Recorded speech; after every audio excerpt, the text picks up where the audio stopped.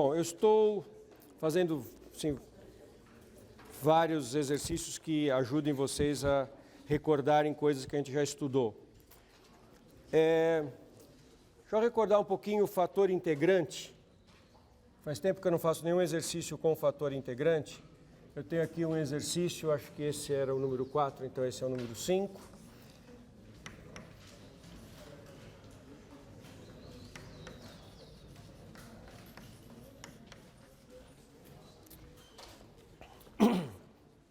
Turma,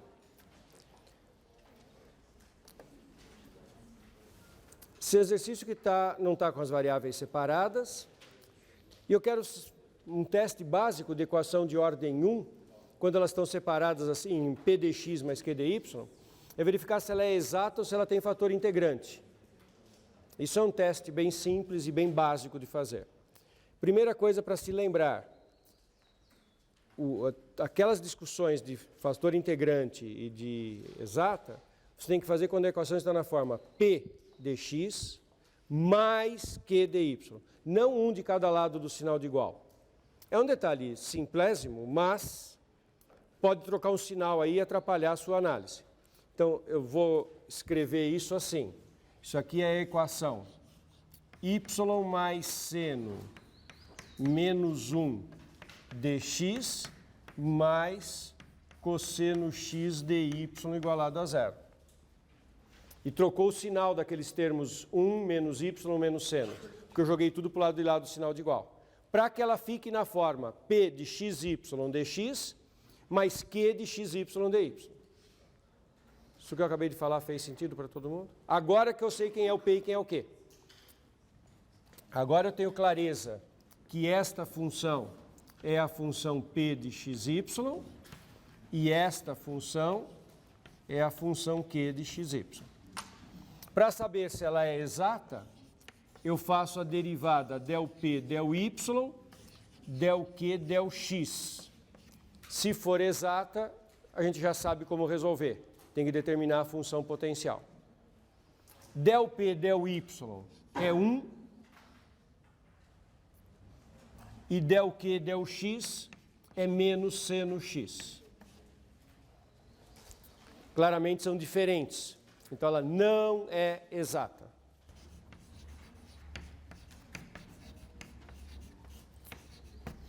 Quando a gente constata que uma equação não é exata, a gente tenta verificar se ela tem fator integrante.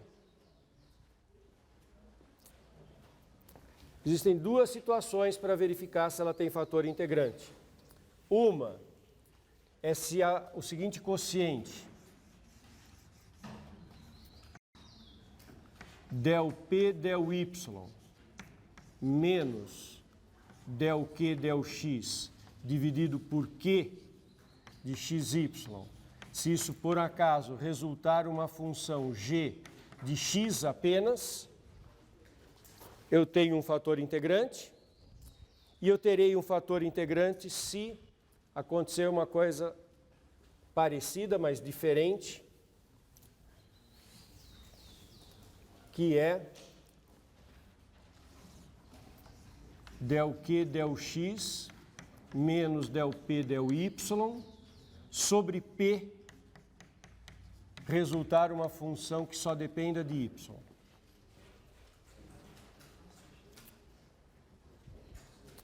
Se acontecer isso, aí eu vou ter o seguinte fator integrante.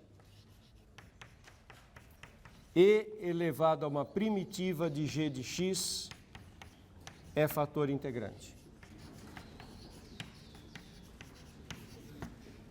E nesse caso, quem vai ser o fator integrante quando só depende de y? Um fator que só depende de y, que é μ de y, igual a e elevado a menos a primitiva. Isso é uma coisa que vocês precisam ter bem memorizado, essa troca de sinal aqui. Uma coisa que muitas vezes confunde os alunos quando vão resolver exercícios disso é o seguinte: faço aquela conta del p del x menos del q del y, não deu igual a zero, mas deu constante. Quando eu calculo aquilo, deu 2, 1. Aí eu penso assim, bom, constante tanto é função só de x como só de y. Então, na verdade, vai ter fator integrante dos dois tipos, certo? Não. Se você fez a conta dividido por q e deu 1, vai ter um fator integrante de x. E se você fez a conta dividindo por p e deu 1, vai ter fator integrante dependendo de y. Se der igual a constante nos dois casos, então sim, tem fator integrante dos dois. Mas tem que ver por quem que você dividiu para saber se o fator vai depender só de x ou só de y. Diga. Ali como você inverteu del q, del x, menos del p, del y, ali não seria positivo a exponencial?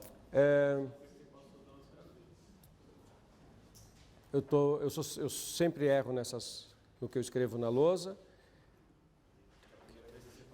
O rotacional é del q, del x menos del p, del y, é na outra ordem. Sim, eu troquei a ordem do rotacional aqui. Sim, é del q, como aqui, né? Del q, del x menos del p, del y. Sim. Não, aí seria esse daqui. Espera aí. Deixa eu lembrar. Qual é a ordem do rotacional?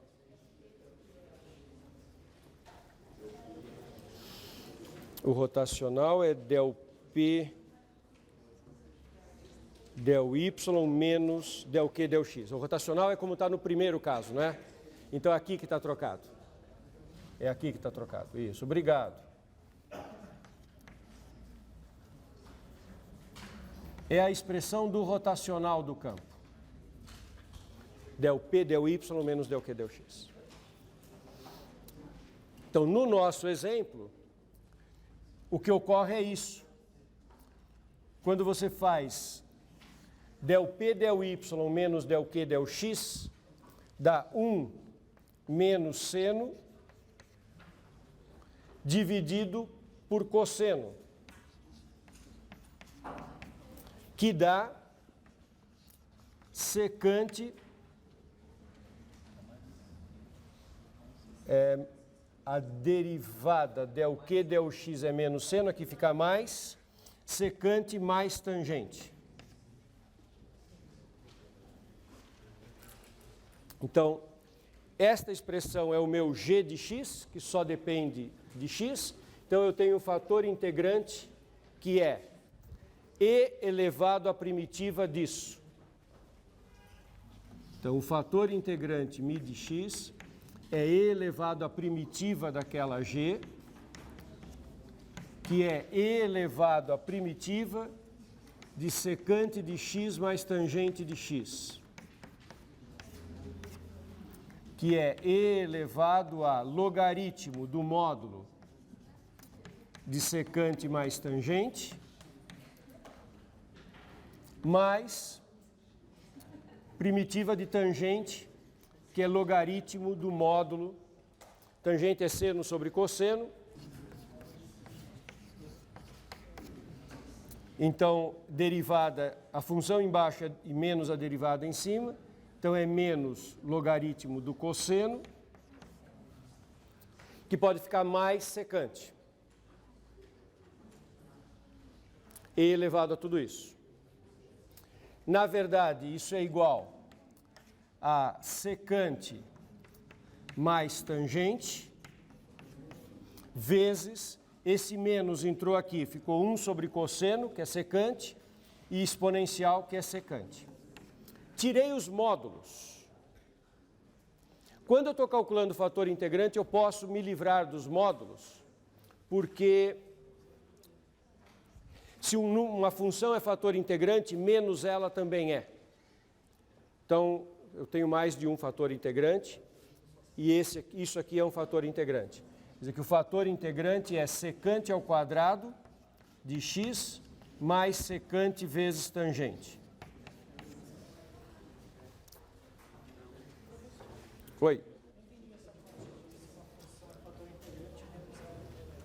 Porque se ela multiplica a equação e torna exata, e você pegar menos ela e multiplicar a equação, troca o sinal de tudo, troca o sinal do del P, del Y e do del Q, del X. Se eles eram iguais, continuam iguais. Não da G, estou falando do fator integrante final. que é isso aqui. Agora eu multiplico a equação por isso. Olha como ela fica confusa, mas fica bom. Secante de x ao quadrado mais secante vezes tangente vezes cosseno. Eu vou pôr na ordem que estava lá. Vamos trocar essa ordem aqui. Vamos manter a ordem que está ali. Então, a ordem é y menos seno menos 1 vezes secante ao quadrado mais secante vezes tangente dx mais cosseno vezes secante ao quadrado mais secante vezes tangente dy igual a zero. Essa equação é exata. Obrigado, aqui é mais seno. Essa aqui é exata.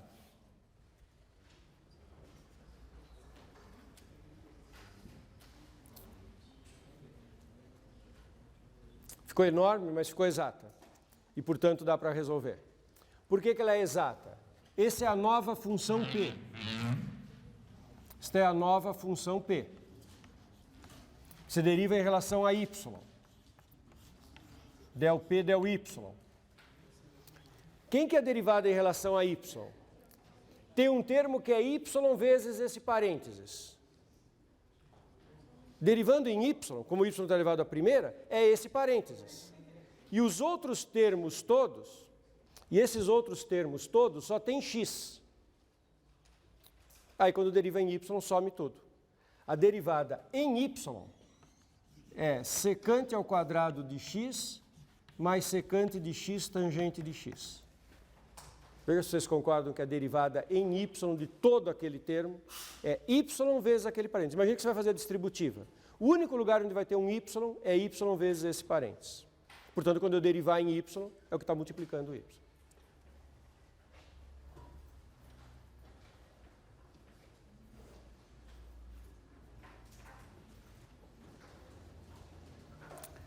Esse outro pedaço, eu vou reescrever. Cosseno vezes secante ao quadrado. Secante é 1 sobre cosseno ao quadrado. Vezes o cosseno, cancela um cosseno. Sobra uma secante. E cosseno vezes secante vezes tangente, cosseno vezes secante é 1. Então é só tangente. Então esse termo é secante mais tangente. Esse que está multiplicando o dy. Isso é a nova função Q. Derivando secante mais tangente, que é o cálculo do del Q, del x. Derivada de secante, secante e tangente. Derivada de tangente, secante ao quadrado. São iguais. Então ela ficou exata de fato. Embora tenha ficado muito comprido a formulação, ela é exata. Se ela é exata, como que eu resolvo? Tenho que achar a potencial. Vamos tomar uma decisão do que nós vamos fazer para achar a potencial. Será que eu vou procurar uma função f de xy, que vai ser a função potencial, cujas derivadas parciais têm que ser p e q? Coisa mais simples é começar com a derivada parcial em y. A derivada parcial em y tem que ser secante mais tangente. Como a derivada da f em y tem que ser a q, que é igual a secante mais tangente, daqui segue que a minha candidata a f, minha candidata a f de xy é igual secante mais tangente vezes y, porque isso ao ser derivado em relação a y tem que dar secante mais tangente, mais uma função r que só depende de x. Porque se eu derivei em y, some um termo em x. Agora eu derivo isso em x e comparo com o anterior. Quando eu derivo isso em x, eu tenho derivada de secante, secante vezes tangente de x, mais secante ao quadrado de x vezes y, mais a derivada da função r de x, que vai me permitir saber se tem ou não tem essa função r. Quando eu comparo isso com isso,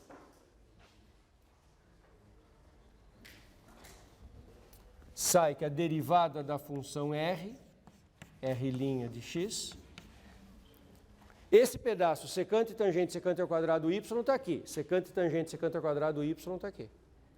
O resto, que só depende de x, é igual a seno de x menos 1 vezes secante ao quadrado mais secante vezes tangente.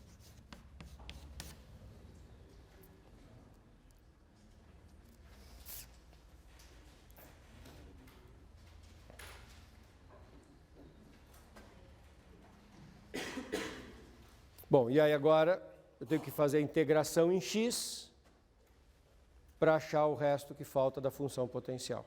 E quando eu fizer isso, agora tem que, então, o que falta fazer para acabar esse exercício? Terminar de calcular r de x e aí escrever f de xy igual a constante. Porque é assim que resolve as equações exatas. E para fazer acabar de calcular o r, você vê que é a integração de coisas trigonométricas, né? Tudo trigonométrico. Produto de... É só escrever tudo em seno e cosseno, que é um monte de contas trigonométricas em seno e cosseno. Oi? A solução que você vai achar aí é a solução daquela equação ali ou para essa equação? Para a mesma. As duas têm o mesmo conjunto de solução. Muito boa pergunta. Nunca é demais enfatizar isso. Turma, a pergunta é a seguinte: afinal de contas, quando eu faço isso, eu estou resolvendo esta equação ou aquela? Eu estou resolvendo essa. Só que o conjunto de solução daquela equação é exatamente igual ao conjunto de solução dessa equação. A solução geral é a mesma. Quem que garante isso? É o fato que o fator integrante é uma função que não se anula nunca. Então, o fator integrante ele atua sobre um pedaço do domínio onde ele não se anula e, portanto, as soluções antes e depois de multiplicar são as mesmas. O que torna aquela sentença nula é o mesmo fato. E eu sei que o fator integrante não se anula porque ele é uma exponencial.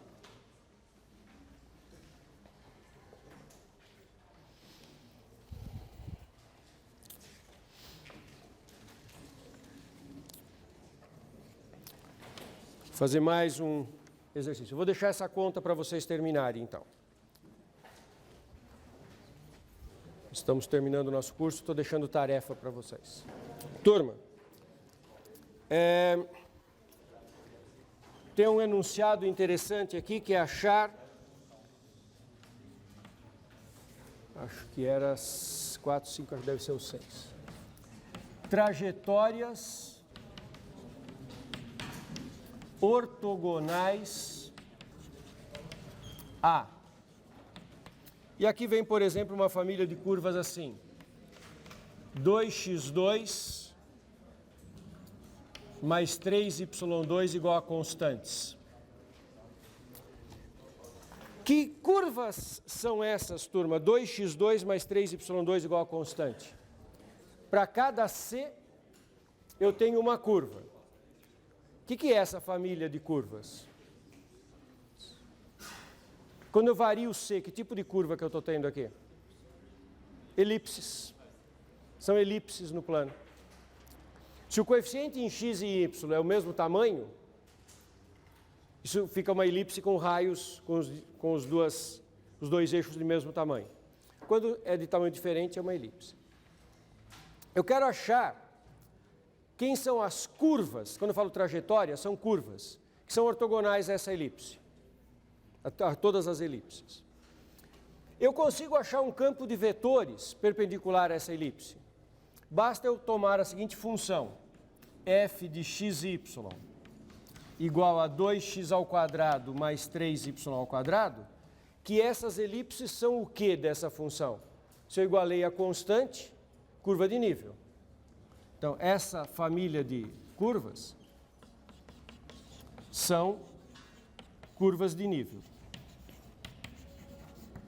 Eu consigo achar vetor perpendicular à curva de nível. Quem são os vetores que têm a propriedade de serem perpendiculares às curvas de nível? Gradiente. Então, eu calculo o gradiente da f, que ele é dado por 4x, quando eu derivo em relação a x, e 6y quando eu derivo em relação a y. Esses gradientes são ortogonais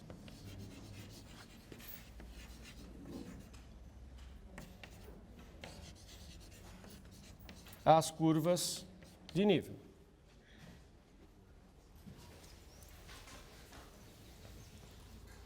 Eu quero achar uma curva gama de t, a tal trajetória, x de t e y de t, que seja ortogonal à curva de nível. Quem é ortogonal é o gradiente. Então eu quero achar curvas que são paralelas aos gradientes, cujos vetores tangentes são iguais ao gradiente. Então eu quero achar uma curva tal que o gama' seja paralelo ao gradiente.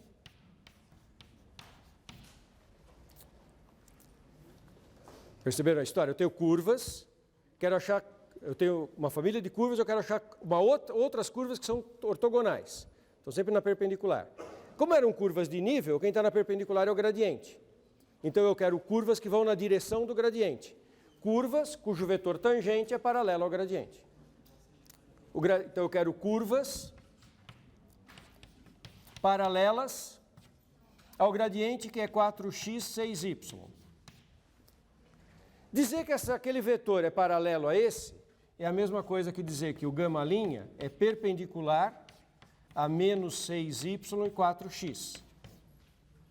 Paralelo a um vetor é perpendicular ao vetor que você inverte, troca a ordem e troca o sinal. Porque esses vetores são perpendiculares. Só fazer o produto escalar que dá zero. Então o que eu quero mesmo é que o gama' seja perpendicular a isso. Gama' perpendicular quer dizer que o produto escalar é zero. Então o que eu estou procurando é uma curva tal que o x' vezes menos 6y mais o y' vezes o 4x dê zero.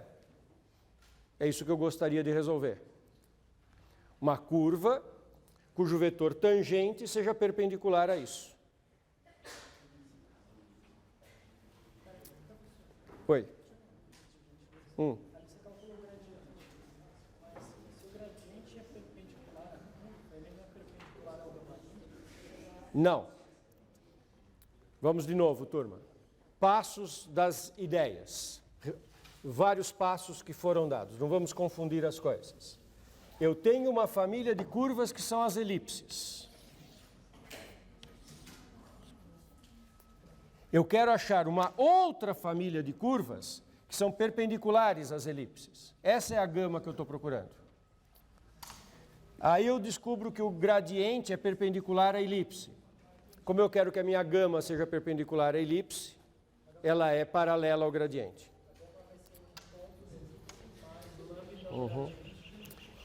Onde eu escrevi x' e y', eu escrevo agora dx. E eu resolvo a seguinte equação diferencial.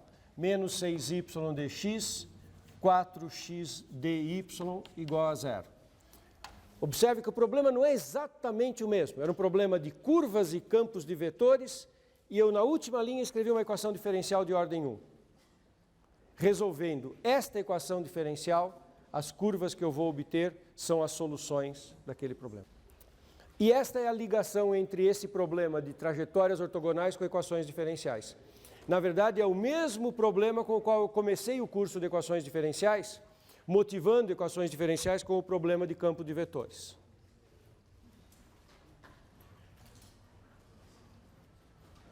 Então, para resolver esse problema, eu tenho que resolver essa equação diferencial. Essa equação diferencial aqui está com variáveis separadas, é fácil de resolver. Isso aqui agora divide e multiplica.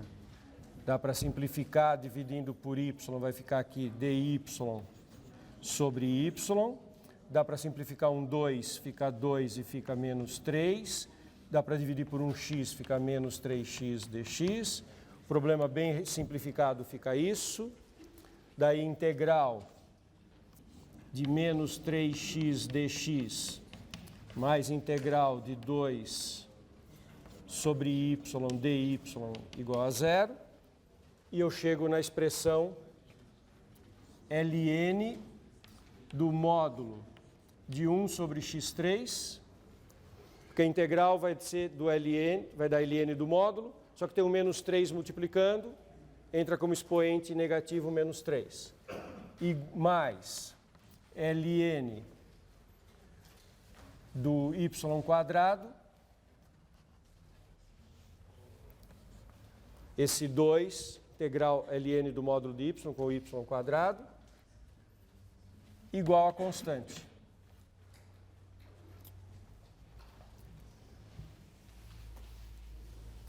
Isso fica ln de y quadrado sobre módulo de x ao cubo igual a constante, tomando exponencial, y quadrado igual a uma constante vezes módulo de x ao cubo, sendo que essa constante, quando eu tomo exponencial, fica uma constante positiva, que me permite tirar o módulo do x, colocar uma constante qualquer, x ao cubo.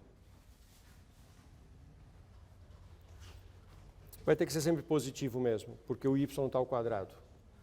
Então, só tem solução quando o x, o C2' é positivo. E, bom, essa constante pode ser negativa no pedaço x negativo e positiva no pedaço x positivo. E essas são as curvas que têm a propriedade que nós procurávamos.